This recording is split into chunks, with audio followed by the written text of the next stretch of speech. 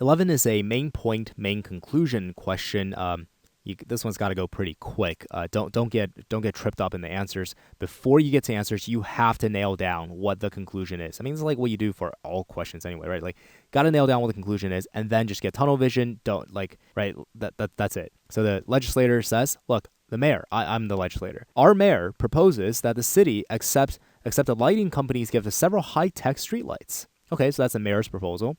Surely there's no problem, right, in accepting these, despite the fact that some people fear that companies want to influence city decisions regarding park lighting contracts. I guess we have some park lighting contracts coming up, right? Our main city park, we need lights, right? So, like, I don't know, the mayor's opponents are saying, look, there's a problem. These companies, why do they want to give us a high-tech streetlights? It's because they want to influence our city's decision regarding the, park lighting contracts coming up. But I'm saying, despite that, there is no problem in accepting these, right? Surely there's no problem in accepting these. This despite, although, that's not part of my argument. It's a point that I'm conceding away. I'm saying, yeah, okay, fine, I recognize your fear in this, right? But why is there no problem? Well, because the only ulterior motive I can find is this company's desire to have its products seen by other mayors who will visit the city for an upcoming convention, right? The legislator saying that's what I see as an ulterior motive. And in any case, favoritism in contracts is prevented by our competitive bidding procedure. See, your concern, I'm going to address it over here,